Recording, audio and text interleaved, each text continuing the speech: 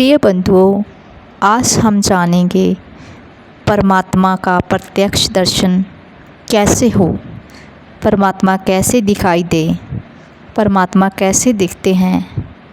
आइए जानते हैं। परमात्मा जन्म मृत्यु विकारों से परे, देश काल परिस्थितियों से परे, तीन लोक के स्वामी, सत्य असत्य, अंधकार प्रकाश, जड़ चेतन से परे हैं। यह सब सद्ग्रंथों से प्रमाणित है।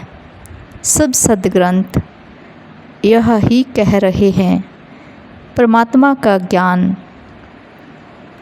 जो माया से परे है, तत्व ज्ञान द्वारा साकार निराकार को जाना देखा जाता है। तत्व ज्ञान द्वारा माया की उपज, जो माया का भ्रम, माया रूपी भ्रम की गांठ जीव के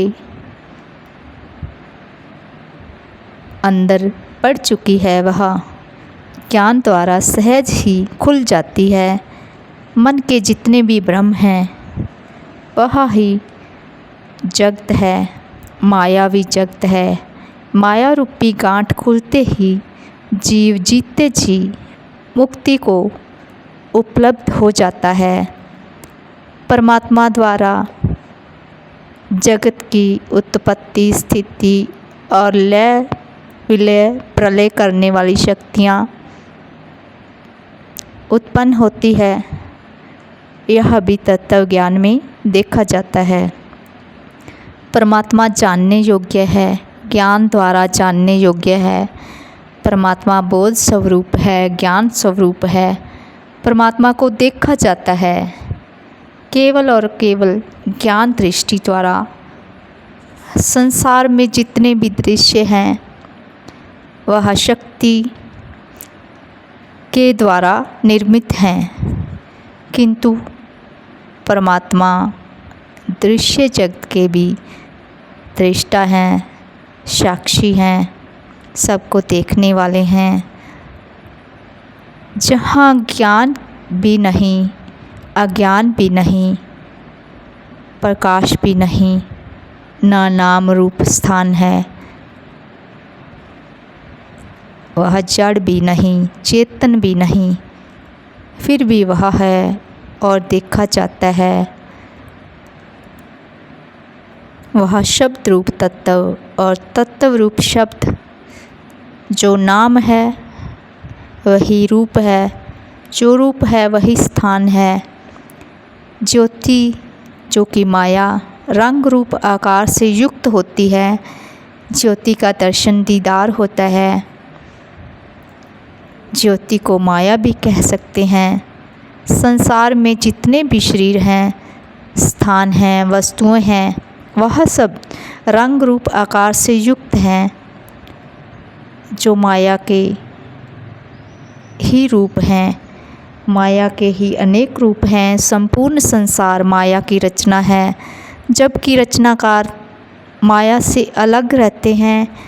मानव द्वारा रचित संसार जड़ के अंतर्गत आता है।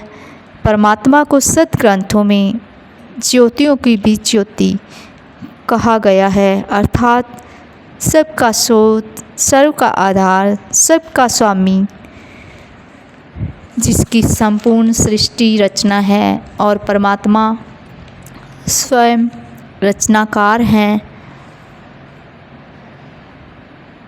सद्ग्रंथों में आता है, परमात्मा से प्रतिपल असंख्य ब्रह्मांड उत्पन्न हो रहे हैं, उसी में विलय हो रहे हैं।